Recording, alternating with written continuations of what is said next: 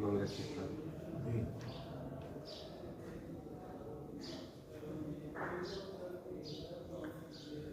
नमो अरिहन्ताणं नमो सिद्धाणं नमो आयर्याणं नमो वज्रायाणं नमो लोये सबसाहुणं। मंगलं भगवान् वीरो मंगलं गौतमो गणी मंगलं कुन्दिकुन्दाद्यो जैनधर्मोऽस्तु मंगलम्। सर्वमङ्गलमाङ्गल्यं सर्वकल्याणकारकं प्रधानं सर्वधर्माणां जैनं जयतु शासनम्। जीवमजीवमदपं जडवरपुषहिर्मिजेननितीर्थं देवेन्द्रविन्दवन्दं वन्दे तं सर्वदा शिरसा।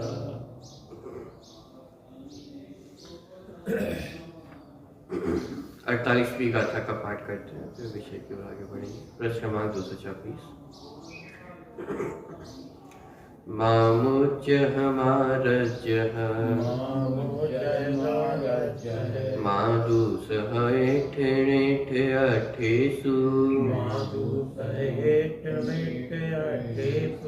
थिरमेच्छहि जयि चित्तम् विचित्तझाडप सिद्धिये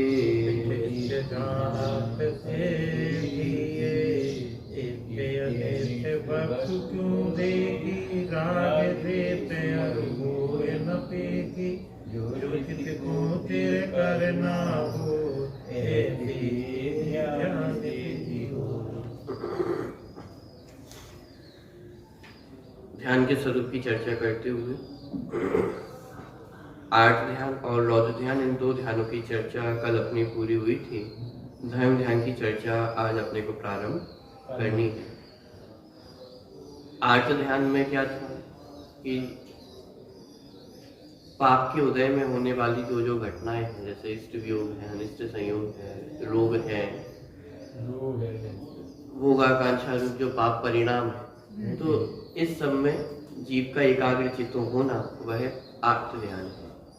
रौद्र ध्यान में क्या हुआ कि पुण्य के उदय में होने वाली जो घटनाएं हैं, माने से भाई हिंसा करने का आपने सोचा और आपको हिंसा के साधन मिल गए, आप उस कार्य में सफल हो गए, तो ये तो अपने आप में पुण्य का उदय है। आपने झूठ बोलने का सोचा और झूठ बोलने में आपको सफलता प्राप्त हो गई, तो ये है पाप परिणाम, लेकिन वो किस में रहा है? पुण्य के उदय से। पॉइंट पकड़ना, परिग्रह का संचय करना, तो परिग्रह का संचय पुण्य के उदय में होने वाला परिणाम। परिग्रह संचय करने का जो भाव है वह अपने आप में पाप परिणाम है, लेकिन बाह्य में परिग्रह का मिलना ये पुण्य का उदय। तो पुण्य के उदय में जीव आनंद का अनुभव करता है, तो उसे कहा रौद्र ध्यान है। हिंसा, झूठ, चोरी, परिग्रह, इन सब में आनंद की अनुभूति करना, ये सब रौद्र ध्यान के अंतर्गत लिया गया है। और आर्त ध्यान को तो त्रियंच आयु का कारण कहा, त्रियंच गति का कारण कहा, और रौद्र ध्यान को नरक गति का कारण कहा। माने जितना पुण्य का उदय है, जो हमें एक प्रकार से अच्छा लगता है कि पुण्य का उदय तो अच्छी बात है, लेकिन वास्तव में पुण्य का उदय यदि उससे विरक्ति ना हो तो वह सीधे नरक के रास्ते को ही, नरक के द्वार को ही खोलने वाला होता है। तो पाप अच्छा है कि पुण्य अच्छा है? भाई ना पाप अच्छा है, लेकिन पुण्य के प्रति जो एक विशेष आसक्ति हमें रहती है, वो भी जब ध्यान के स्वरूप को पढ़ते तो हमें समझ में आता है कि पुण्य का उदय भी वास्तव में जीव को नरक के द्वार खोलने वाला ही है। क्योंकि पुण्य का उदय होगा तो जीव उसमें आनंदित होगा ही होगा, प्रफुल्लित होगा ही होगा, और उस पुण्य के उदय में जीव अपने स्वरूप को निश्चित रूप से भूल बैठता है, और इसलिए उसके नरक के द्वार भी खुल जाते हैं। दूसरी बात इसमें एक और आठ ध्यान के संबंध में अपन ने देखा था कि पहले गुण स्थान से लेकर छठवें गुण स्थान तक ये आठ ध्यान होता है। तो कैसा आठ ध्यान और छठे गुण स्थान में आठ ध्यान कैसा होता होगा?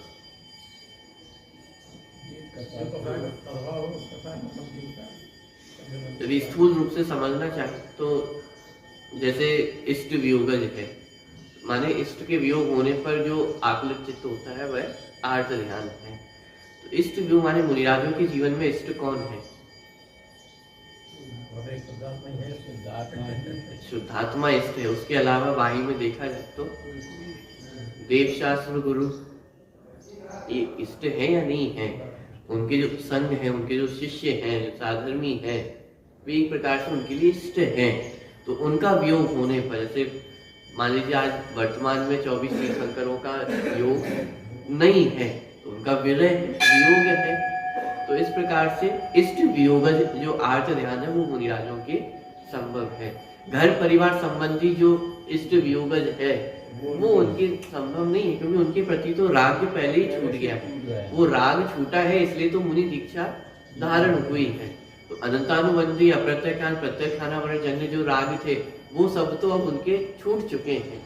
संजुलन संबंधी जो राग विद्यमान है अब तो अपने इष्ट लोगों के प्रति, इष्ट जन के प्रति जो राग है तो वो विद्यमान है। तो उसके वियोग में आर्त ध्यान संभव है। अथवा अनिष्ट संयोगज, तो अनिष्ट संयोगज में क्या होगा? जैसे मुनिराजों को भी क्षुधा वेदना होती आहार के लिए, जो उनका उपयोग है वहां जाएगा। तो यदि उपयोग ही आहार के माने क्षुधा के ऊपर ना जाए तो वो आहार के लिए जाएंगे, तो प्रस्थान क्यों करे? इसका मतलब उपयोग तो वहां पे जाता है। तो इसे ही बस अनिष्ट संयोगज कहा जा सकता है। अथवा उनके जो साधर्मी हैं अथवा देवशास्त्र गुरु है, धर्म के प्रति कोई संकट आए तो तत्संबंधी अनिष्ट का जो संयोग हो रहा है उसके निमित्त से आर्त ध्यान हो सकता है। लेकिन परिवार संबंधी अथवा बाह्य परिग्रह संबंधी कोई इष्ट वियोगज अनिष्ट संयोगज उन्हें आर्त ध्यान नहीं होते। ऐसे ही रोग के काल में वेदना हो सकती, तो वेदना के समय में भी जो उपयोग है वो उस वेदना पे रोग के ऊपर जा सकता है। तो तत्संबंधी जो वेदना जन्य आर्त ध्यान है वो भी उनको संभव। लेकिन जो पहले गुण स्थान वर्ती जीव को जो आर्त ध्यान होंगे, चौथे पांचवें गुण स्थान वर्ती जीव को आर्त ध्यान होंगे, छठवें गुण स्थान वर्ती मुनिराजों को जो आर्त ध्यान हो रहा है उसमें बहुत भेद अपन देख सकते हैं और उसमें तारतम्यता बहुत अधिक हमें देखने को मिल रही है। और रौद्र ध्यान तो मुनिराजों के जीवन में होते ही नहीं है। ठीक, तो इस प्रकार आर्त ध्यान जो मुनिराजों के जीवन में है तो इस प्रकार का आप समझना। दूसरी बात एक और अपन ने इसमें देखी थी, आर्त ध्यान तिर्यंच गति के बंध का कारण है और रौद्र ध्यान नरक गति के बंध का कारण। यदि आयु ना बंधी हो तो सम्यक दृष्टि को ना तिर्यंच गति का बंधन होगा ना नरक गति का बंधन होगा। लेकिन जो मिथ्या दृष्टि जीव हैं तो मिथ्या दृष्टि जीवों को होने वाला आर्त ध्यान नियम से तिर्यंच गति के बंध का ही कारण होगा क्या? प्रश्न मैं आप लोगों के सामने रख रहा हूँ। मिथ्या दृष्टियों के होने वाला रौद्र ध्यान क्या निश्चित रूप से उन्हें नरक गति के ही बंध का कारण होगा?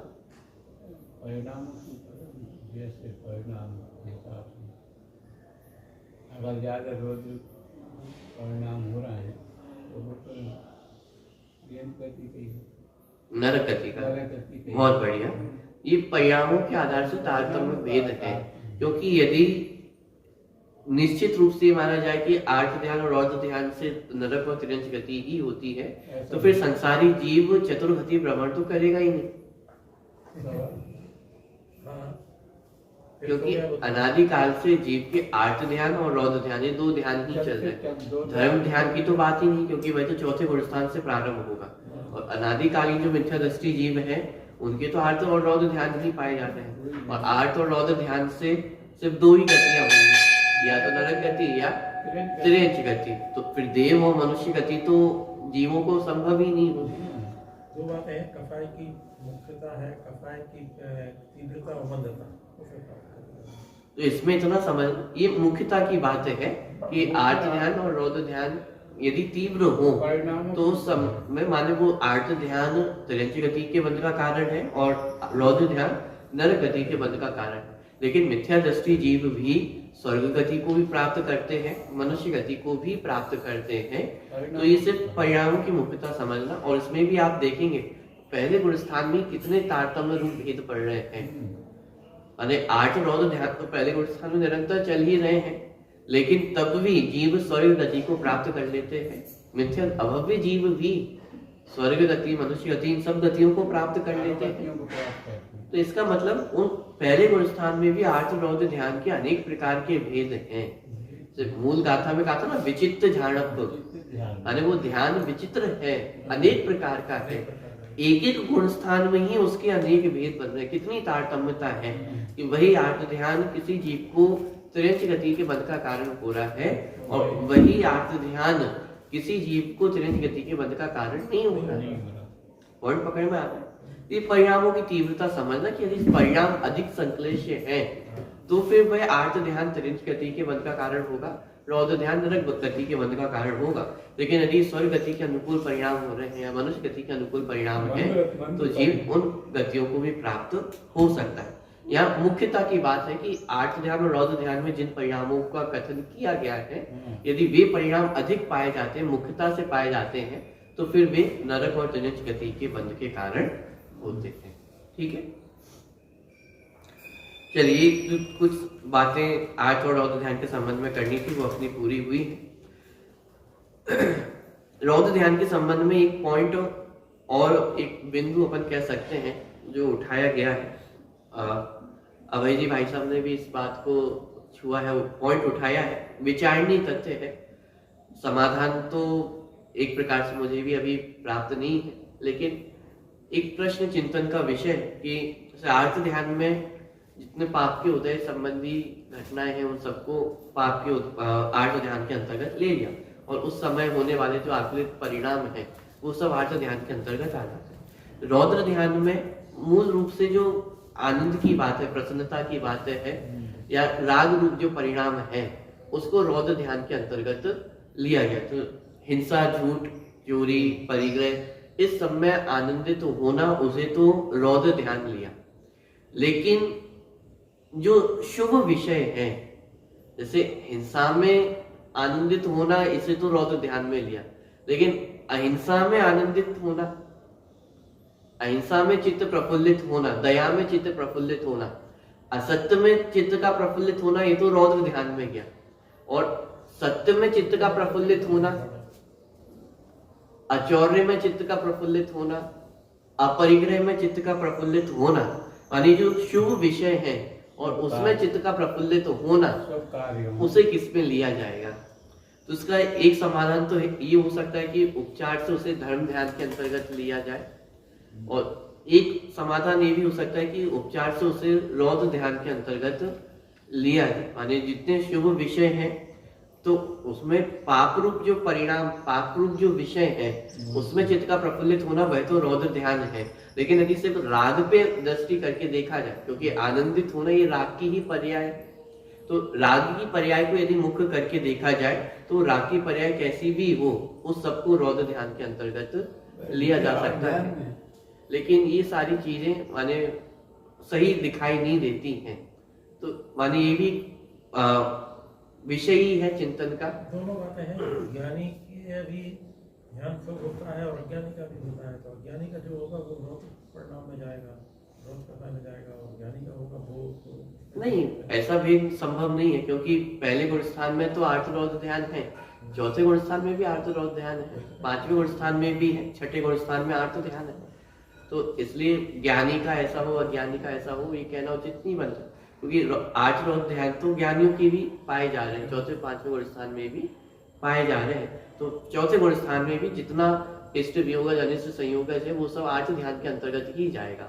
हिंसा नंदी, नशा नंदी है, वो सब रौद्र ध्यान के अंतर्गत ही जाएगा। तो ऐसा भेद नहीं कि ज्ञानी की वो बदल जाएगा, लेकिन एक चिंतन का विषय है कि माने जो शुभ राग रूप परिणाम है उसको किस में डाला जाए। और ध्यान नहीं लिया, ध्यान तो चाह रही, और ध्यान धर्म ध्यान शुभ। 8 ध्यान में तो जितने माने तीव्र संक्लेश रूप परिणाम है, तो इष्ट वियोगज है, अनिष्ट संयोगज है, वेदना जन्य है, वो सब तो 8 ध्यान के अंतर्गत गए ही है। लेकिन प्रश्न इतना है कि जो शुभ विषय संबंधी ध्यान है अरे तो वो उसको किसमें डाला जाए, वो एक माने चिंतन का भी विषय है कि जो शुभ भाव है अरे राग संबंधी जो जिसे प्रशस्त भाव कहा जाता है तो वो उस ध्यान के अंतर्गत जाएंगे। गोवर्धन जी से भी पूछा था और राम जी भाई से भी पूछा था, तो गुरुदेव ने कहा वो 8 ध्यान नहीं आया, दया दान पुण्य भक्ति आदि सब भाव है, तो 8 ध्यान के ध्यान तो 4 ही हैं, 5 बार कोई लिए नहीं आता है। ऐसा भी समाधान संभव है, यानी उनको 8 ध्यान के अंतर्गत ले लिया जाए, क्योंकि है तो कषाय रूप परिणाम ही है, तो उस अपेक्षा से 8 ध्यान में भी लिया जा सकता है। इसमें दुष्ट परिणाम नहीं है, इसलिए मैंने कहा कि उपचार से उन्हें धर्म ध्यान के अंतर्गत भी लिया जा सकता है। और धर्म ध्यान तो 8वें गुणस्थान से तत्काल उसमें कहा गुण स्थान है, क्योंकि छठा साधना नहीं ज्यादा धर्म ध्यान की चर्चा तो यहाँ पे चौथे गुण स्थान से ली, मूल ग्रंथ में ही चौथे गुण स्थान से लिया है। 8 में तो होगा सत्य ध्यान। और चूंकि अपने जब धर्म ध्यान का कल विषय पढ़ा था तो वहां पे कहा था कि परंपरा से वह मोक्ष का कारण है, तो उस अपेक्षा से जितने शुभ परिणाम है उन सबको धर्म ध्यान के अंतर्गत लेना भी संभव है। कम से कम धर्म का अपना हो गया। ये इसलिए मैंने एक चिंतन का विषय आप लोगों के लिए भी छोड़ा है, एकदम समाधान स्पष्ट समाधान तो मुझे भी नहीं है, लेकिन एक चिंतन का विषय है कि ये भी चिंतन आप अपने उस जीवन में ले सकते हैं और आपको कहीं समाधान मिले तो मुझे ही बता सकते हैं। ठीक, चलिए, तो ये 8 और रौद्र ध्यान संबंधी चर्चा अपनी हुई थी। धर्म ध्यान की चर्चा अपने को प्रारंभ करनी है। पृष्ठ क्रमांक 228 अंतिम पैराग्राफ को पढ़ते हुए फिर अपन आगे बढ़ेंगे। अब आगे आर्त ध्यान और रौद्र ध्यान के परित्याग रूप आज्ञा विचय, अपाय विचय, विपाक विचय और संस्थान विचय नामक 4 भेद संयुक्त तारतम्य वृद्धि क्रम से असंयत सम्यक दृष्टि, देश विरत, प्रमथ संयत और अप्रमथ संयत इन 4 गुणस्थान वर्ती जीवों को संभव मुख्य रूप से पुण्य बंध का कारण होने पर भी परंपरा से मोक्ष का कारणभूत धर्म ध्यान अब कहा जाता है। धर्म ध्यान के संबंध में कुछ जो चर्चाएं हैं वो यहाँ पे लेते हुए फिर उसके स्वरूप को आगे स्पष्ट किया जाएगा। धर्म ध्यान कैसा है? आर्त ध्यान और रौद्र ध्यान के परित्याग रूप, माने ये जो धर्म ध्यान प्रकट हो रहा है वह कैसा है? आर्त ध्यान और रौद्र ध्यान के परित्याग रूप है। इसका मतलब चौथे 5वें गुणस्थान में भी जहाँ आर्त ध्यान और रौद्र ध्यान है उससे अलग ये धर्म ध्यान है। माने धर्म ध्यान के समय वो परिणति जीव की अलग होती है, तो आर्त ध्यान, रौद्र ध्यान और धर्म ध्यान ये तीनों अलग अलग है। तो धर्म ध्यान के लिए स्पष्ट लिखा कि आर्त ध्यान और रौद्र ध्यान के परित्याग रूप ये धर्म ध्यान होता है। तो आर्त ध्यान में जितने द्वेष रूप परिणाम थे और रौद्र ध्यान में भी जो राग रूप परिणति हो रही थी उन सबके त्याग रूप ये धर्म ध्यान प्रकट होता है। तो आर्त ध्यान और रौद्र ध्यान के परित्याग रूप आज्ञा विचय, अपाय विचय, विपाक विचय और संस्थान विचय नामक 4 भेद संयुक्त तारतम्य वृद्धि क्रम से, तारतम्य वृद्धि क्रम से मतलब से यहाँ पे 4 गुणस्थान लिए, असंयत सम्यक दृष्टि, देश विरत, प्रमथ संयत और अप्रमथ संयत। तो यहाँ पे लिखा तारतम्य वृद्धि क्रम से, माने ऊपर के गुणस्थान में धर्म ध्यान और बढ़ता अधिक बढ़ता जाता है। माने चौथे गुणस्थान की अपेक्षा 5वें गुणस्थान में अधिक होगा, 5वें गुणस्थान की अपेक्षा 6ठे गुणस्थान में और अधिक होगा, 6ठे गुणस्थान की अपेक्षा 7वें गुणस्थान में और अधिक। तो इस तारतम्य वृद्धि क्रम से असंयत सम्यक दृष्टि, देश विरत, प्रमथ संयत और अप्रमथ संयत इन 4 गुणस्थान वर्ती जीवों को संभव मुख्य रूप से पुण्य बंध का कारण होने पर भी, माने मुख्य रूप से धर्म ध्यान को किसके बंध का कारण कहा? पुण्य बंध का कारण कहा। पुण्य की अधिकता है तो मुख्य रूप से पुण्य बंध का कारण होने पर भी परंपरा से मोक्ष का कारणभूत धर्म ध्यान अब तो वास्तव में जो धर्म ध्यान की चर्चा ली गई वो चिंतनात्मक धर्म ध्यान, माने जिन भगवान की जो आज्ञा है उस संबंधी चिंतन होना, कर्म संबंधी चिंतन होना, मोक्ष मार्ग संबंधी चिंतन होना, उस सबको धर्म ध्यान के अंतर्गत लिया गया है। तो ये सब शुभ विकल्प रूप परिणाम है। और गुणस्थानों में पुण्य की प्रमुखता है, पुण्य ज्यादा है और स्तुति की स्थिति थोड़ी कम रहती है। गुणस्थानों में पुण्य की अधिकता नहीं कही जाती है, ध्यान दें, क्योंकि 7वें गुणस्थान को भी इसमें लिया गया है। सातवें गुण स्थान में शुद्धोपयोग की अधिकता है, शुभोपयोग की अधिकता नहीं है। शुभोपयोग का तो गुण स्थान ही नहीं कहा है उसे, शुद्धोपयोग का ही गुण स्थान का है सातवें गुण स्थान को। तो गुण स्थान की अपेक्षा पुण्य में अधिकता ऐसा नहीं कहा जा सकता है, ध्यान की अपेक्षा पुण्य की अधिकता है इस प्रकार कहा जा सकता है कि धर्म ध्यान में मुख्य पुण्य की अधिकता है। माने पुण्य बंध का मूल रूप से वह मुख्य रूप से कारण है और परंपरा से इसे मोक्ष का कारण भी कहा गया है। तो गुण स्थान की अपेक्षा लेंगे तो फिर वो सातवें गुण स्थान में टकराव होगा। ध्यान की अपेक्षा इसमें पुण्य की अधिकता है। दूसरी बात पुण्य बंध की बात की जा रही है, माने पुण्य बंध अधिक कहाँ पे होगा? तो जैसे जैसे गुण स्थान ऊपर ऊपर बढ़ते जा रहे हैं तो पुण्य बंध में जो उसकी फलदान सामर्थ्य है, अनुभाग शक्ति है, वो और तीव्र रूप से बढ़ती चली जाती है। तो उस अपेक्षा भी यहाँ पे लिया जा सकता है। ठीक है? तो तारतम्य वृद्धि क्रम से असंयत सम्यक दृष्टि, देश प्रमुख प्रमुख संयत और अप्रमुख संयत, इन चार गुणस्थान वर्ती जीवों को संभव मुख्य रूप से पुण्यबंध का कारण होने पर भी परंपरा से मोक्ष का कारणभूत धर्म ध्यान अब कहा जाता है। वह इस प्रकार है। देखिए, सबसे पहले आज्ञा विजय धर्म ध्यान। स्वयं मंद बुद्धि हो और विशिष्ट ज्ञानी गुरु की प्राप्ति ना हो तब शुद्ध जीवादि पदार्थ सूक्ष्म होने से, यहाँ पे आला पद्धति की गाथा प्रस्तुत की गई है। श्री जिनेन्द्र का कहा हुआ जो सूक्ष्म तत्व है वह हेतुओं से खंडित नहीं होता है, अतः जो सूक्ष्म तत्व है उसे जिनेन्द्र देव की आज्ञानुसार ग्रहण करना चाहिए, क्योंकि श्री जिनेन्द्र देव अन्यथावादी नहीं होते हैं। इस श्लोक में कहे अनुसार पदार्थ का निश्चय करना वह आज्ञा विचय नामक प्रथम धर्म ध्यान कहलाता है। आज्ञा विचय धर्म ध्यान माने जिन्हें भगवान द्वारा कथित जो सूक्ष्म तत्व है उसका ज्यों का त्यों श्रद्धान होना वह आज्ञा विचय नामक धर्म ध्यान है। कहने का तात्पर्य कि जैसे जिनवाणी में 6 द्रव्यों का वर्णन है, जीव, पुद्गल, धर्म, अधर्म, आकाश और काल। अब इसमें से सबसे जो स्थूल है वह पुद्गल द्रव्य है, क्योंकि पुद्गल द्रव्य प्रत्यक्ष हमें ज्ञान का विषय बन जाता है। जो जो देखने में आ रहा है वह सब क्या है? पुद्गल द्रव्य है। इसमें तो किसी को शंका होना संभव नहीं है, लेकिन जीव और धर्म, अधर्म, आकाश, काल द्रव्य संबंधी शंका होना ये संभव है कि भाई जीव होता है या नहीं होता है। चलो, जीव भी एक बार को अनुभूति का विषय हो जाता है, लेकिन धर्म, अधर्म, आकाश और काल द्रव्य ये होते हैं या नहीं होते हैं? तो इस संबंधी किसी प्रकार की शंका नहीं होना। क्यों? क्योंकि जब जो गमन हो रहा है उसमें कोई ना कोई निमित्त तो है, वो धर्म में हाँ, जो रुक रहे हैं ना कोई तो निमित्त है, जो अधर्म में है। जो जगह मिल रही है वो आकाश द्रव्य ही। बिल्कुल। लेकिन ये क्या प्रत्यक्ष ज्ञान के विषय नहीं बनते। जैसे इंद्रिय प्रत्यक्ष जिसे कहा जाता है, चक्षु पुद्गल द्रव्य, तो वह इंद्रिय प्रत्यक्ष का विषय बन जाता है। और आत्मा है उसे अतीन्द्रिय प्रत्यक्ष कहा, जैसे स्वानुभूति प्रत्यक्ष कहा। तो ये दोनों तो फिर भी प्रत्यक्ष ज्ञान के विषय हो जाते हैं, लेकिन धर्म, अधर्म, आकाश और काल द्रव्य ये तो अनुमान के ही विषय है, अथवा जिन्हें भगवान द्वारा कथित है तो आगम ज्ञान से ही उन्हें जाना जा सकता है। इसलिए उनमें शंका होना अधिक वो स्वाभाविक है, संभव है। तो आज्ञा विचय धर्म ध्यान में कहा कि उन तत्वों में भी शंका नहीं होना जो सूक्ष्म तत्व है।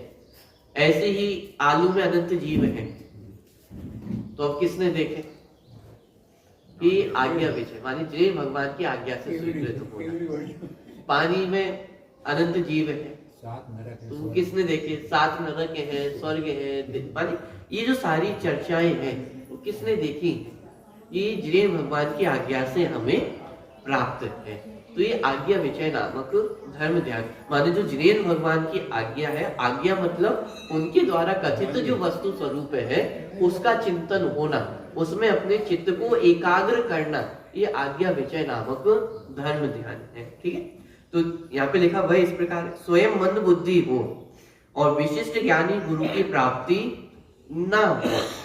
क्या कहा कि स्वयं मंद बुद्धि है और विशिष्ट ज्ञानी गुरु की प्राप्ति ना हो तब शुद्ध जीवादि पदार्थ सूक्ष्म होने से। कैसे है? जीवादि पदार्थ वह सूक्ष्म है, जीव भी इंद्रिय प्रत्यक्ष नहीं है, अन्य द्रव्य भी, अन्य तत्व भी इंद्रिय विषय नहीं है। से आश्रम बंद आदि भी है, वो भी इंद्रिय प्रत्यक्ष तो नहीं है। कर्म आते हुए तो दिखते नहीं है, बंधते हुए नहीं दिख रहे हैं। संवर निद्रा मोक्ष, उसमें कर्म छूटते हुए नहीं दिखते हैं। तो ये सब सूक्ष्म विषय है। सूक्ष्म इसलिए कहा क्योंकि वह इंद्रिय गोचर नहीं है। तो ये सब जो सूक्ष्म विषय है, तो वे कैसे हैं? श्री जिनेन्द्र का कहा हुआ जो सूक्ष्म तत्व है वह हेतुओं से खंडित नहीं होता है। क्योंकि अब हमारे पास बचे क्या है?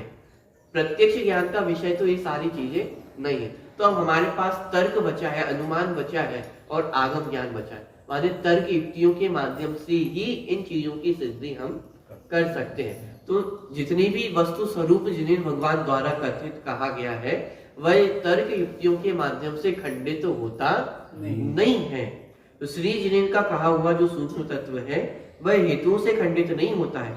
अतः जो सूक्ष्म तत्व है उसे जिनेन्द्र देव के आज्ञानुसार ग्रहण करना चाहिए, क्योंकि श्री जिनेन्द्र देव अन्यथावादी नहीं होते। अब श्री जिनेन्द्र देव अन्यथावादी क्यों नहीं होते हैं, इस सब की चर्चा भी बहुत विस्तार में जिनवाणी में की गई है कि जिनेन्द्र भगवान ही वीतरागी सर्वज्ञ है। सर्वज्ञ सिद्धि इस प्रकार की जिनवाणी में की गई है। तो एक अलग विषय है, लेकिन इस कंक्लूजन पे आ चुके हैं हम कि जो जिनेन्द्र भगवान है वे अन्यथावादी नहीं होते। क्यों अन्यथावादी नहीं होते हैं? क्योंकि उनकी जो वाणी है वह परस्पर विरोध पने को प्राप्त नहीं होती है। पूर्वापर विरोध भी नहीं है और किसी प्रकार का तर्क युक्तियों के माध्यम से भी उसमें विरोध नहीं पाया जाता है। इसलिए जिनेन्द्र भगवान द्वारा जो कथित वस्तु स्वरूप है वह यथार्थ है। ठीक है। इस श्लोक में कहे अनुसार पदार्थ का निश्चय करना वह आज्ञा विजय नामक प्रथम धर्म ध्यान कहलाता है। और जैसा जिनेन्द्र भगवान ने कहा है वैसा ही वस्तु स्वरूप है, अन्यथा नहीं है। सूक्ष्म जो वस्तु स्वरूप प्रतिपादित किया गया है इस संदर्भ में सूक्ष्म विषय वो सब हो जाएगा जो जो हमारे इंद्रिय गोचर नहीं है। तो तीन लोक संबंधी यदि विचार किया जाए तो जम्बू द्वीप आदि है, पर्वत आदि है, नदी समुद्र आदि है, वे सब भी सूक्ष्म विषय है। क्यों? क्योंकि हमारी इंद्रिय गोचर नहीं। नरक संबंधी जितना वर्णन है, स्वर्ग संबंधी जितना वर्णन है, वह सब भी कैसा है? सूक्ष्म विषय है। क्यों सूक्ष्म विषय है? हमारे इंद्रिय गोचर नहीं है। इस तो यहाँ पे कहा कि जितना सूक्ष्म विषय है वह सब जैसा जिनेन्द्र भगवान ने कहा है वैसा उन पदार्थों का निश्चय करना। क्यों? क्योंकि जिनेन्द्र भगवान अन्यथावादी नहीं होते हैं और दूसरा तर्क युक्तियों के माध्यम से जो उनकी वस्तु स्वरूप है वह खंडित होता हुआ दिखाई नहीं देता है। इसलिए जैसा जिनेन्द्र भगवान ने कहा है वैसा स्वीकृत होना, यह आज्ञा विजय नामक धर्म ध्यान है। कैलाश जी बनारस वालों ने पूछा था गुरुदेव से, गुरुदेव ने तीन तर्क दिए थे। या तो कोई भय से झूठ बोलता है, या कोई लोभ से झूठ बोलता है, या अज्ञान से। तो वो केवल ही तो लोग का लोग को जानते, अज्ञान का भय नहीं। और भय कैसी है नहीं कि आनंद वाल है, आनंद ज्ञान है, इसलिए झूठ बोलने का सवाल नहीं। यानी सब जिनेन्द्र भगवान की प्रामाणिकता स्पष्ट की कि जिनेन्द्र भगवान के जो वचन है वे प्रामाणिक है। क्यों? क्योंकि जिनेन्द्र भगवान अपने आप में प्रामाणिक है। क्यों है? क्योंकि वे वीतरागी सर्वज्ञ है और वीतरागी सर्वज्ञ है इसलिए उनकी वाणी भी कैसी है? प्रामाणिक है। इसमें एक बात विशेष ध्यान रखने योग्य है, आज्ञा विजय नामक धर्म ध्यान ये कह रहा है कि जिनेन्द्र भगवान द्वारा जो कहा गया है उस वस्तु स्वरूप का निश्चय होना। लेकिन चूंकि हम जैन कुल में उत्पन्न हुए हैं इसलिए परंपरा से उस बात को स्वीकार करना, उसका नाम आज्ञा विजय नामक धर्म ध्यान नहीं है। दोनों में अंतर है। रूढ़ी से, परंपरा से जैन कुल में उत्पन्न हुए हैं इसलिए हम इस बात को स्वीकार करते हैं, इसका नाम आज्ञा विजय धर्म ध्यान नहीं है। क्यों? क्योंकि यहाँ पे लिखा भी, जैसे आला पद्धति में जो गाथा प्रस्तुत की वहां पे हेतु तर्क भी दिया ना कि जिनेन्द्र भगवान की बात को स्वीकार क्यों करना, क्योंकि वह किसी तर्क युक्ति से खंडित नहीं होती है, किसी हेतु से खंडित नहीं होती है। इसका मतलब जिनेन्द्र भगवान की जो वाणी है उसको तर्क युक्तियों पे हमने कसकर देखा है और तब हमने निर्णय किया है कि जिनेन्द्र भगवान द्वारा जो कथित वस्तु स्वरूप है वह अन्यथा नहीं है। हमने अन्य दर्शनों की बात भी पढ़ी सुनी, उनको भी पढ़ा समझा और जिनेन्द्र भगवान की बात को भी पढ़ा समझा और सब बातों को जब तर्क की कसौटी पर हमने कसा तो ये बात खरी हमें समझ में आई है कि जिनेन्द्र भगवान द्वारा जो वस्तु स्वरूप प्रतिपादित किया गया है, मोक्ष मार्ग बताया गया है, वही यथार्थ है और अन्य कुवादियों द्वारा जो कथित वस्तु स्वरूप है वह सम्यक नहीं है। इस तरह तर्क युक्तियों के माध्यम से वस्तु स्वरूप को कसकर जब हमने देखा है तब हमें ख्याल में आया कि जिन भगवान द्वारा जो कथित वस्तु स्वरूप है वही यथार्थ है। बात पकड़ में आ रही है। अब ये निर्णय कैसे किया कि प्रयोजनभूत तत्व में हमने निर्णय किया कि जिन्हें भगवान द्वारा कथित जो प्रयोजनभूत वस्तु स्वरूप है उसमें तो कोई दोष नहीं है। प्रयोजनभूत माने जो 7 तत्व 6 द्रव्यों का वर्णन है उसमें तो कोई दोष नहीं और उन्हीं को तर्क युक्तियों पे कसना संभव है।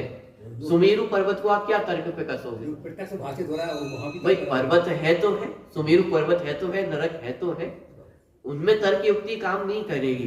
तर्क युक्ति किस में काम करेगी? प्रयोजनभूत तत्वों में। 7 तत्व है, 6 द्रव्य है, इसमें हमने तर्क के आधार से निर्णय किया कि भाई जीव अजीव आश्रम बंध संवर निद्रा मोक्ष इनका जो कथन किया गया है इसमें तो कोई दोष नहीं है। सुख का जो मार्ग बताया है, वीतराग का जो सुख का मार्ग बताया है तो उसमें तो कोई दोष नहीं है।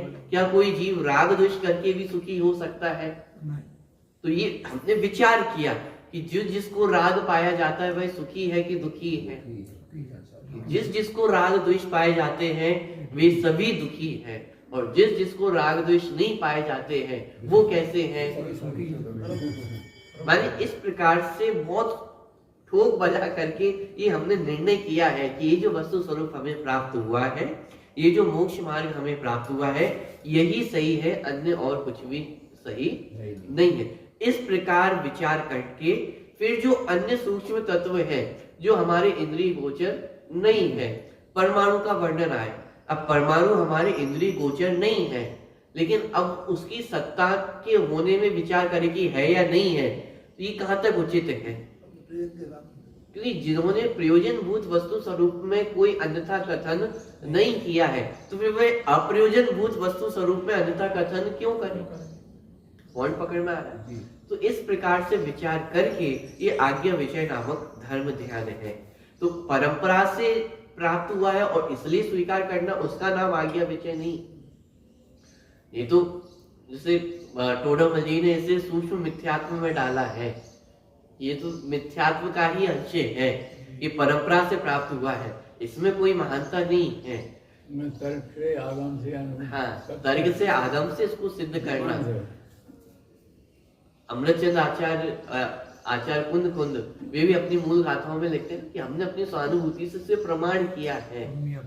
अमृतचंद आचार्य में उसकी टीका में विस्तार करके लिखते हैं कि भाई उसको आगम से सेवन करना, तर्क युक्ति से उसका सेवन करना और फिर अनुभूति से उसको प्रमाणित किया है। तो ऐसे ही ये आज्ञा विषय धर्म ध्यान, जिन्हें भगवान द्वारा वस्तु स्वरूप जो प्रतिपादित किया, प्रयोजनभूत तत्वों में कोई दोष नहीं है। जब उसका सही स्वरूप बताया है तो अप्रयोजनभूत तत्वों में विचार करने की आवश्यकता नहीं है। तो इस प्रकार ये आज्ञा विषय नामक पहला धर्म ध्यान है। ठीक है। दूसरा अपाय विषय। उसी प्रकार भेदाभेद रत्नत्रय की भावना के बल से हमारे अथवा अन्य जीवों के कर्मों का नाश कब होगा, इस प्रकार का चिंतन, उसे अपाय विषय नामक दूसरा धर्म ध्यान जानना। अपाय का अर्थ होता है विरोधी। तो विरोधी का विचार होना वह अपाय विषय। विरोधी का विचार होना मतलब मोक्ष मार्ग में सम्यक दर्शन ज्ञान चारित्र, ये मोक्ष मार्ग है और मोक्ष मार्ग का विरोधी कौन है? मिथ्या दर्शन, मिथ्या ज्ञान और मिथ्या चारित्र। तो मिथ्या दर्शन ज्ञान चारित्र संबंधी ये विचार होना कि इसका कब अभाव होगा अथवा किस प्रकार से इसका अभाव होगा और सम्यक दर्शन ज्ञान चारित्र की प्राप्ति होगी। तो इस प्रकार का जो चिंतन है ये सब अपाय विषय धर्म ध्यान कहलाता है। इसका दूसरा नाम उपाय विषय भी है। अपाय में मिथ्या दर्शन ज्ञान चारित्र की प्रमुखता हो गई कि मिथ्या दर्शन ज्ञान चारित्र के अभाव करने की उपाय का चिंतन करना, किस प्रकार से उनका अभाव हो सकता है इस प्रकार चिंतन करना। लेकिन अकेला यही चिंतन थोड़ी ना, जब मिथ्या दर्शन ज्ञान चारित्र के अभाव का चिंतन हो रहा है तो उस समय सम्यक दर्शन ज्ञान चारित्र का चिंतन भी होगा। क्योंकि सम्यक दर्शन ज्ञान चारित्र का स्वरूप समझेंगे तब तो मिथ्या दर्शन ज्ञान चारित्र का अभाव हो। तो अपाय विचय और इसी का दूसरा नाम उपाय विचय, माने मोक्ष मार्ग का जो उपाय, मोक्ष का जो उपाय है सम्यक दर्शन ज्ञान चारित्र, उसका चिंतन होना, ये अपाय विचय धर्म ध्यान के अंतर्गत लिया जाता है। तो भेदा भेद रत्नात्रय, रत्नात्रय माने सम्यक दर्शन, सम्यक ज्ञान, सम्यक चारित्र, उसमें दो भेद किए, भेद और अभेद। भेद रत्नात्रय माने व्यवहार सम्यक दर्शन ज्ञान चारित्र, अभेद रत्नात्रय माने निश्चय सम्यक दर्शन ज्ञान चारित्र। तो भेदाभेद रत्नात्रय की भावना के बल से हमारे अथवा अन्य जीवों के, माने चाहे हमारे कर्म हो अथवा अन्य जीवों के कर्म हो, चाहे हमारा मोक्ष मार्ग हो अथवा अन्य जीवों का मोक्ष मार्ग हो, एक सहज परिणति होती ही है। माने जो ज्ञानी जीव होते हैं तो स्वयं का कल्याण तो वे कर ही रहे हैं, लेकिन स्वयं के कल्याण के साथ साथ अपने जो साधर्मी है उनके कल्याण की भावना भी उनको सहज ही होती है। मानो उन्हें जोर जबरदस्ती कुछ करना पड़ता हो, दूसरे का भला भी सोचना चाहिए, ऐसा उन्हें सोचना नहीं पड़ता है। एक सहज ही उनके अंतरंग में परिणति होती है कि यदि मेरा अच्छा हो रहा है तो वो चाहते कि बाकी सबका भी इस प्रकार अच्छा हो। हाँ, जो वात्सल की बात चलती है, गौ वत्सल जो प्रीति होती है वो उनके चित्त में सहज ही होती है।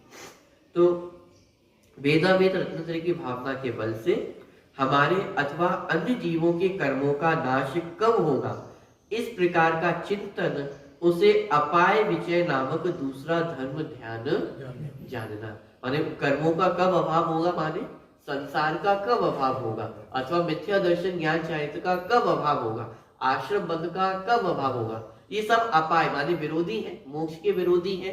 मिथ्या दर्शन ज्ञान चारित्र, आश्रम बंध, तो इन सब का कब अभाव होगा और सम्यक दर्शन ज्ञान चारित्र की कब प्राप्ति होगी। कब प्राप्ति होगी माने किस प्रकार प्राप्ति होगी, कैसे होगी, कब होगी, इस प्रकार का जो भी चिंतन मोक्ष मार्ग संबंधी और संसार मार्ग संबंधी चलता है वह सब अपाय विचय नामक धर्म ध्यान के अंतर्गत आता है। ठीक है, अगला तीसरे नंबर का, शुद्ध निश्चय नय से यह जीव शुभाशुभ कर्मों के उदय से रहित है, तो भी अनादि कर्म बंध के वश से पाप के उदय से नारक आदि के दुख रूप फल का अनुभव करता है और पुण्य के उदय से देवादि के सुख रूप फल को भोगता है। ऐसी विचारणा को विपाक विजय नामक तीसरा धर्म ध्यान जानना। विपाक माने कर्म का उदय, तो कर्म के उदय संबंधी जो चिंतन चलता है वह सब विपाक विजय धर्म ध्यान कहलाता है। माने कर्म उदय का विचार होना, कर्म बंध का, कर्म उदय का विचार होना, वह सब विपाक विजय धर्म ध्यान है। अब इसमें कंफ्यूज नहीं होना, परिभाषा में क्या लिखा, पुण्य के उदय से देवादि के सुख रूप फल को भोगता है, तो सुख रूप फल को भोगना ये धर्म ध्यान नहीं है, उसकी विचारना होना ये धर्म ध्यान है। सुख रूप फल को भोगना ये तो रौद्र ध्यान के अंतर्गत चला जाएगा, लेकिन इस कर्म के उदय में जीव इस प्रकार के सुख को भोगता है, पुण्य के उदय में स्वर्ग आदि फल को भोगता है, पाप के उदय में नरक आदि के दुखों को भोगता है। नरक आदि के दुखों को भोगना ये तो आर्थ रौद्र ध्यान है, स्वर्ग के सुख को भोगना ये आर्थ रौद्र ध्यान के अंतर्गत जाएगा। लेकिन इस कर्म के उदय से जीव इस प्रकार के फल को भोगता है, ऐसा विचार होना ये विपाक विचय धर्म ध्यान है। तो विचार करने के लिए जरूरी नहीं है कि नरक गति को प्राप्त हो, फिर उनके दुखों को भोगे और फिर विचार करें। कुल मिला के जीव संसार में ही विचार कर रहा है। वर्तमान में हम लोग यहाँ पे बैठे हुए हैं, लेकिन आप चारों गतियों का विचार कर सकते हैं, नहीं कर सकते भाई। पाप यदि करेंगे तो पाप के उदय में नरक गति प्राप्त होगी, नरक के दुख ऐसे ऐसे प्राप्त होंगे, तो ये विचार हम वर्तमान में यहाँ बैठे बैठे कर सकते हैं, नहीं कर सकते। तो ये धर्म ध्यान करने के लिए जरूरी नहीं कि वो उस गति को प्राप्त करे, उस कर्म संबंधी विचार करना कि किस कर्म के उदय से किस रूप अवस्था होती है, उसका क्या फल होता है, इस संबंधी विचार करना ये कर्म विचय माने विपाक विचय धर्म ध्यान कहलाता है। और कर्म संबंधी विचार करके वापस अपने स्वरूप पे रहे हैं, माने कर्म संबंधी विचार करके कि कैसी कैसी कर्म की विचित्रता होती है, कैसे कैसे कर्म का उदय इस संसार दशा में पाया जाता है, तो इस कर्म से विरक्ति को प्राप्त होना। कर्म का विचार करके कर्म में आसक्ति नहीं बढ़ रही है, कर्म का विचार करके कर्म से आसक्ति और छूट रही है, कम हो रही है। और जितना कर्म सिद्धांत शास्त्रों में समझाया गया है, पढ़ाया गया है, 8 प्रकार के कर्म है, 148 प्रकृतियां हैं, इस कर्म के उदय से ऐसी ऐसी अवस्थाएं बनती हैं। तो वो क्यों बताया जा रहा है कि कर्म से हमारी आसक्ति और कम हो और स्वरूप में आसक्ति बढ़े। इसलिए इस प्रकार का चिंतन जो ज्ञानी जन है उनके जीवन में होता है। तो ये विपाक विजय धर्म ध्यान। और अंतिम, पहले कही हुई लोक अनुप्रेक्षा के चिंतन को संस्थान विजय नामक चौथा धर्म ध्यान कहते हैं। लोक अनुप्रेक्षा मतलब 12 भावनाएं में अपन पढ़ते हैं लोक अनुप्रेक्षा, तो उसमें 3 लोक का विचार किया जाता है। 3 लोक में किस किस प्रकार का वर्णन है, ऊर्ध्व लोक में किस किस प्रकार की व्यवस्था है, मध्य लोक में, अधोलोक में स्वर्ग कैसे होते हैं, नरक कैसे होते हैं, मध्य लोक का वर्णन कैसा है, कितने द्वीप समुद्र हैं, पर्वत हैं, इस सब का विचार होना, माने लोक संबंधी विचार होना, उसे लोक अनुप्रेक्षा कहा। तो लोक अनुप्रेक्षा संबंधी चिंतन को संस्थान विजय नामक चौथा धर्म ध्यान कहते हैं। माने 3 लोक संबंधी चिंतन होना, विचार होना, वह सब संस्थान विजय नामक धर्म ध्यान के अंतर्गत आता है।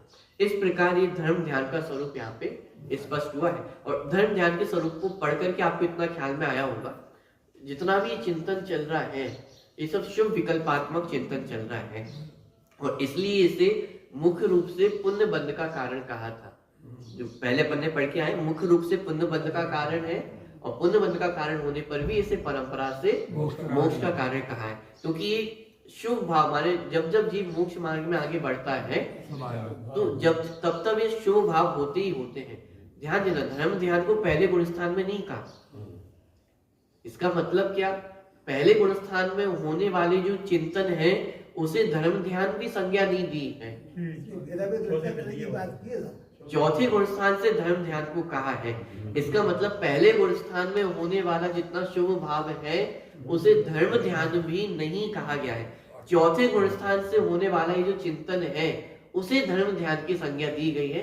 तो इस बात से सिद्ध हो जाता है कि ये जो शुभ भाव है ये वीतरागता के साथ पाया जाने वाला शुभ भाव है, और वीतरागता के साथ पाया जाने वाला जो शुभ भाव है उसे धर्म ध्यान की संज्ञा दी जा रही है। मिथ्यात्व के साथ पाए जाने वाले शुभ भाव को धर्म ध्यान की संज्ञा नहीं दी है। पॉइंट पकड़ में आना है।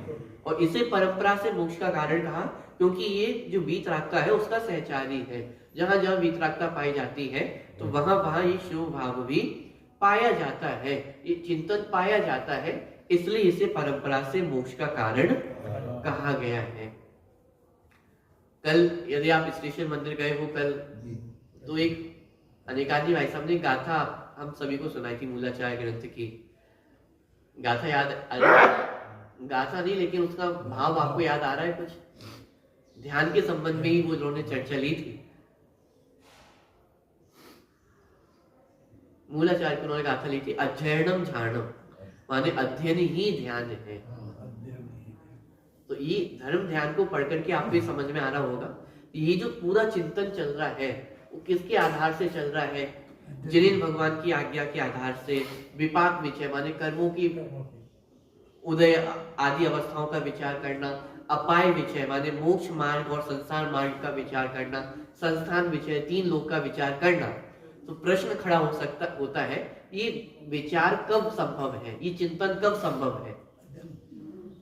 जब जिनवाणी का अध्ययन हो तब तो ये विचार संभव है। मोक्ष मार्ग संसार मार्ग का चिंतन कब संभव है? जब जिनवाणी का अध्ययन होगा तब तो ये चिंतन संभव है। कर्मों का चिंतन आप कब कर पाओगे? जब कर्मों का अध्ययन होगा तब तो वो चिंतन में आएगा। जब 3 लोक का अध्ययन होगा तब तो वो चिंतन में आएगा। जब 7 तत्व 6 द्रव्य का अध्ययन होगा तब तो वह चिंतन का विषय बनेगा ना। तो धर्म ध्यान को पढ़ करके हमें एक बात समझ में आती है कि जितना जिनवाणी का अभ्यास है, जिसे हम स्वाध्याय कहते हैं, अध्ययन कहते हैं, वो धर्म ध्यान रूप है। हम वर्तमान में जो यहाँ पे बैठे हुए हैं, ये अध्ययन कर रहे हैं, स्वाध्याय कर रहे हैं, ये भी ध्यान है, ये धर्म ध्यान का अंग है। कौन पकड़ में आता है? क्योंकि ये सब चिंतन बिना अध्ययन के संभव नहीं है, बिना स्वाध्याय के संभव नहीं है। तो ये भी धर्म ध्यान का ही अंग है। तो परम तप इसलिए कहा ही है, तो इसलिए स्वाध्याय की प्रेरणा जिनवाणी में भी दी जाती है, और बिना स्वाध्याय के धर्म ध्यान होना भी संभव नहीं है। तो इस प्रकार ये धर्म ध्यान के स्वरूप को हमने समझा है। एक प्रश्न मैं छोड़ के जा रहा हूँ, उसकी विचार अपन कल करेंगे। अंत में जब संस्थान विषय की चर्चा की, वहां पे लोक अनुप्रेक्षा शब्द का प्रयोग किया। लोक अनुप्रेक्षा संबंधी चिंतन होना उसे संस्थान विषय नामक धर्म ध्यान कहा है। तो एक प्रश्न संभव एक खड़ा होता है कि 12 प्रकार की जो भावना है अनुप्रेक्षा, और यहाँ पे जो धर्म ध्यान की चर्चा चल रही है, उन दोनों में कुछ अंतर है या नहीं है? अनुप्रेक्षाओं में भी शुभ चिंतन ही चल रहा है, अशरण है, जगत अशरण है, यानी इस प्रकार का ही तो चिंतन चल रहा है ना। अनित्य है, अशरण है, शरीर संबंधी चिंतन चल रहा है, अशुचि है। तो ये सब जो चिंतन चल रहा है, ये सब भी शुभ चिंतन ही है। वैराग्य को वैराग्य जननी कहा है 12 भावनाओं। तो अशुभ चिंतन तो नहीं, ये पूरा भी कैसा शुभ चिंतन ही है। तो फिर जब ये पूरा चिंतन माने धर्म ध्यान में जिन जिन बातों को लिया गया है, वस्तु स्वरूप का विचार होना, कर्मों का विचार होना, वह सारी चर्चा एक तरह से 12 भावनाओं के अंतर्गत आ जाती है। तो फिर 12 भावनाएं और ये धर्म ध्यान, ये दोनों एक ही है या अलग अलग है? यदि एक माना जाए तो फिर इन दोनों का अलग अलग कथन क्यों किया गया है? और यदि अलग अलग है तो फिर उन दोनों में अंतर क्या है? क्वेश्चन समझ में आ रहा है? 12 अनुप्रेक्षाओं में और धर्म ध्यान में पहले तो कुछ अंतर है या नहीं है? तो इतना मैं स्पष्ट कर देता हूं कि अंतर है। 12 प्रकार की भावनाओं में और धर्म ध्यान में अंतर है। अब क्या अंतर है, क्यों अंतर है, उसको अपन कर समझें।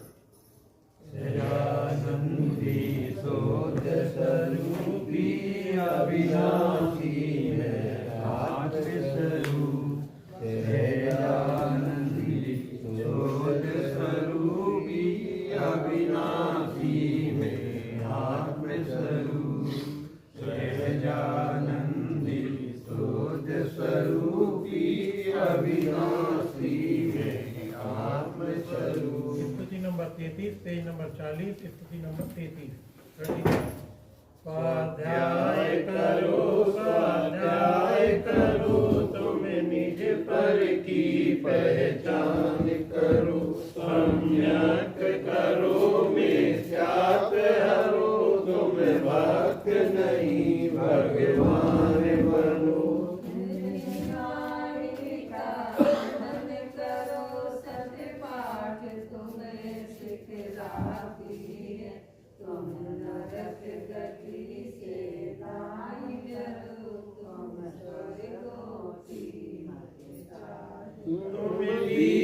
राग परिणाम करो, निज आत्म का कल्याण करो, तुम सतगुरु की पहचान करो, तुम निज स्वभाव के प्रकाशी। सुख राशि जायक स्वरूप निज घर वासी, तुम स्वयं सिद्ध पूर्ण मासी, तुम में ही केवल राशि।